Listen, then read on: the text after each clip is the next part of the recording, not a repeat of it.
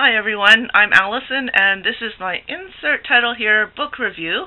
And today I'm going to do a review on Roland, the Song of Roland. It's translated from French into English. It's a Quebec. I like French. Oh, thanks, Leroy. You're gonna have to talk to him later. Oh, okay, so that one, and then maybe as a little bonus, if I have time, I'm gonna talk about something local. Teach English in Japan. So, it looks like the theme of today's review is foreign languages. Ha! Go on, back to her. Go on, back to her. Okay, thanks. So this one is really, really good. I recommend getting this. It gives you a look at what being in a family is like in Quebec, and it's about this family here. It has some reference to people and politics. This is a scene of a typical suburban neighborhood. Almost every other house has a swimming pool in the back because the summers get really hot. And they talk about what it was like growing up, and they crack jokes about politics. Did they mention my French cousin? You know I have a French cousin. Did they mention my cousin? I can't remember his name. Do you? What's his name? His last name is Beaulieu. Oh yeah, there's a guy here named Beaulieu. Is he my cousin? Monsieur Beaulieu is the... No, he wouldn't be Monsieur Beaulieu. He'd be like a rat. Well, this is the patriarch of the family, Mr. Beaulieu. Where is he now? I gotta find him. Oh my God. Well, there, you can see his bearded face a little bit there. But, there, you know, it starts on Saint Jean-Baptiste Day, which is a big holiday in Quebec.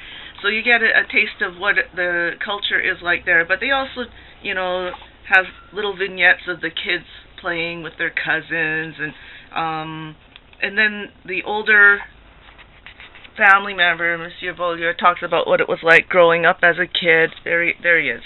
And I like that name. What did that name mean? It means beautiful place. Beaulieu. I don't like bulls. No, Beau as in beautiful, and lieu meaning place. So it's like... you gotta practice on your French. Yeah. So, anyway, I've only told you a little bit about it, but it gets really serious at one point. One of the family members becomes very ill. I think they might die. So it really gets into some really touching moments. There's real emotion in this book. You can tell that the person who wrote this actually lived through these times or has real family members who lived through these times, but it's all fictionalized. So I would definitely recommend getting this book. It's an award winner from, let's see, it's called the Tintin of Quebec. So it's wait a minute. It's labeled like that. Wait a minute. I know for a fact that there's an artist in Quebec who does a comic book called Ticoun Louis Darnad. Hey, my French wasn't bad. And it's like Robin and Tintin together in one.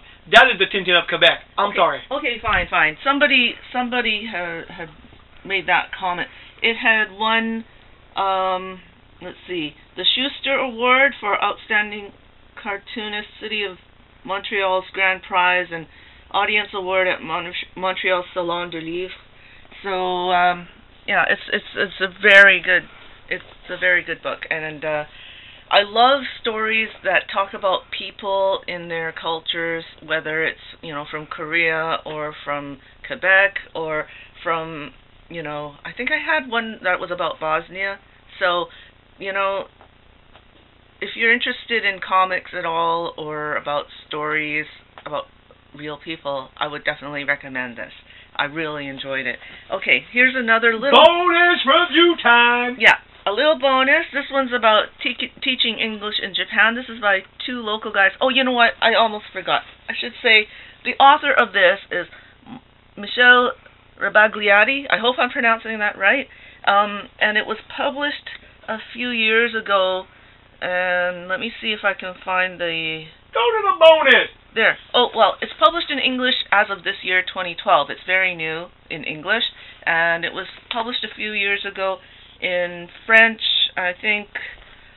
None of these people can read French. They in don't 2009. Care. Are you kidding? You know how many people are bilingual? My own kids speak French and English fluently. So 2009 was if you want to get it in French.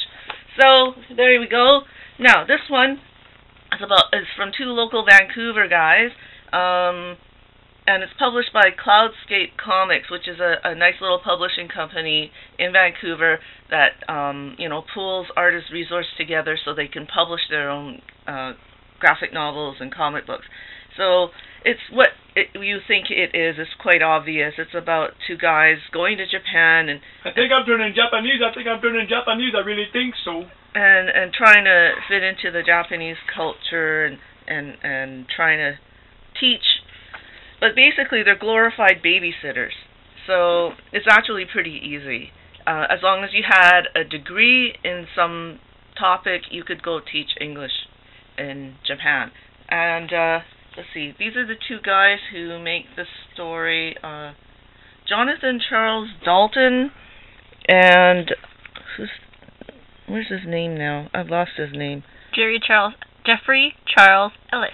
Yeah, there you go. So those are the two guys who wrote it. It's a fun little book, and if you like supporting Vancouver artists and comic book artists and writers, I'd suggest getting this because it's a nice little story. It's well drawn and well written. I mean, I haven't actually reviewed any comic books that are crappy because I just don't want to read crappy stuff. I don't want to waste my time on it.